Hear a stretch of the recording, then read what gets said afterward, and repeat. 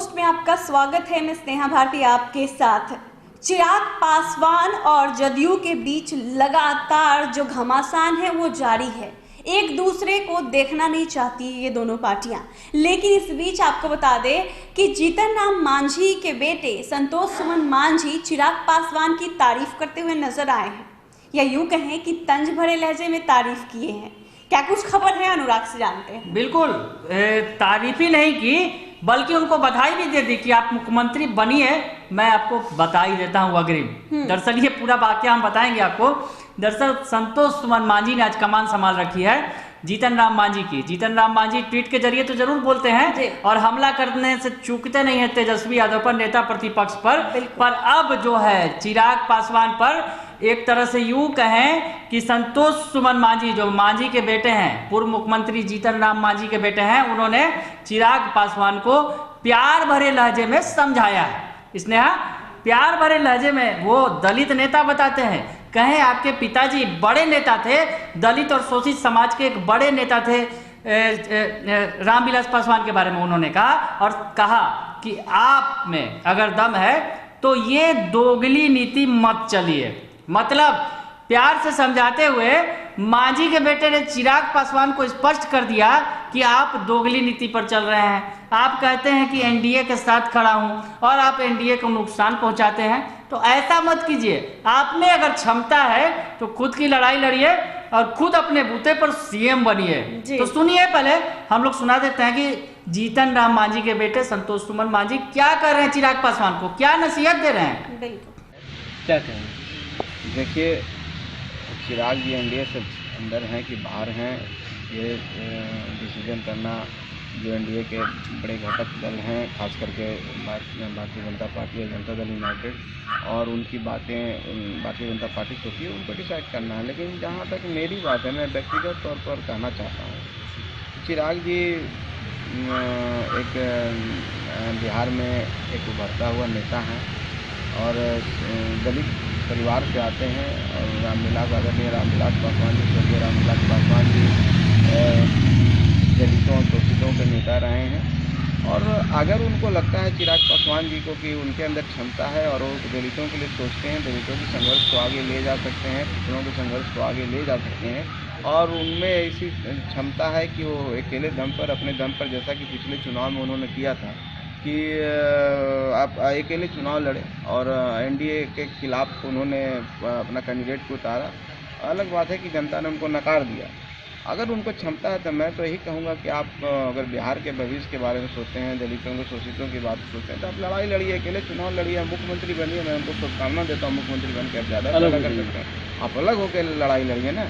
आप एक तरफ चाहते हैं कि हम एनडीए में रहें भी और एक तरफ कहते हैं कि एनडीए के खिलाफ भी हैं, तो ये दोगली नीति इसको कहते हैं। इस ऐसे दो नाव पर चलने वाला इंसान कभी सफल नहीं होता। उसको एक दिन नदी में डूब ही जाना है, उसका अंत ही होना है। तो सबसे बढ़िया ये रहेगा कि वो एक अपनी अलग दिशा तय करें और विकास में जो रचनात्मक राष्ट्र निर्माण में जो होती है उसकी रचनात्मक भूमिका निभाए। अब तो सुन लिया आपने कि मांझी के बेटे संतोष सुमन मांझी आज पूरे फॉर्म में है और बता रहे हैं चिराग पासवान को दलितों का नेता बताते हैं और कहते हैं कि युवा नेता हैं, बिहार के भविष्य हैं। तमाम बातें वो कह रहे हैं, यहाँ तक कि उन्होंने मुख्यमंत्री बनने की शुभकामनाएं भी दे दी कि अगर आप में क्षमता है तो आप मुख्यमंत्री बनिए, मैं अग्रिम शुभकामना देता हूँ। यानी क्षमतावान तो जरूर मान रहे हैं, मांझी के बेटे जो है चिराग पासवान को क्षमतावान मानते हैं, मुख्यमंत्री बनने के लायक भी समझते हैं, तभी तो धन्यवाद बधाई दे रहे हैं। उन्होंने ये भी बात बोली कि आप बिहार के, यानी कि चिराग पासवान जी बिहार के उभरते हुए नेता हैं,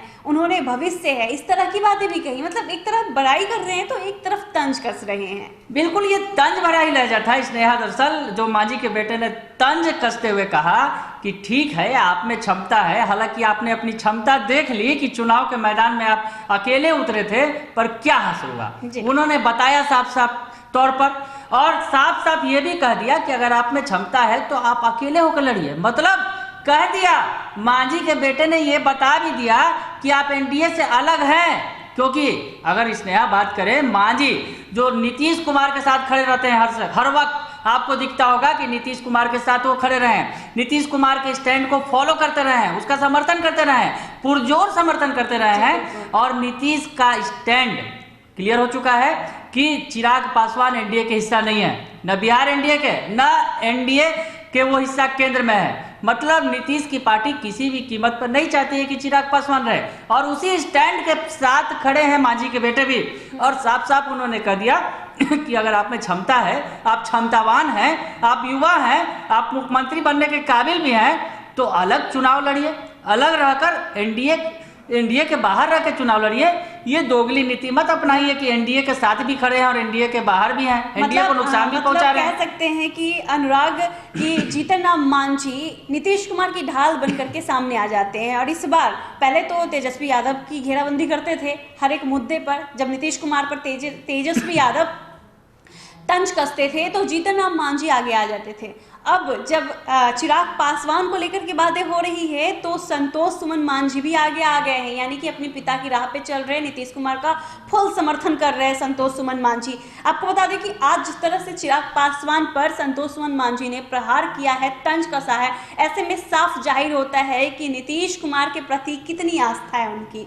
ये साफ प्रतीत होता है कि जिस तरह से जीतन राम मांझी की आस्था है नीतीश कुमार में, ऐसे ही संतोष सुमन मांझी भी अपने पिता के नक्शे कदम पे चल रहे हैं।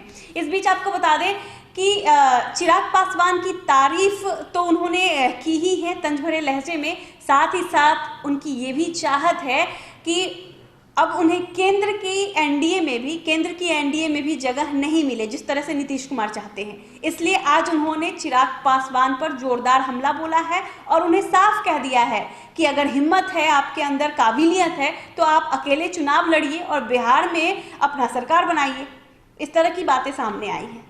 अगर आपको ये खबर अच्छी लगी हो तो हमारे चैनल को जरूर सब्सक्राइब कीजिएगा, फेसबुक पेज को भी लाइक और फॉलो कीजिएगा। धन्यवाद।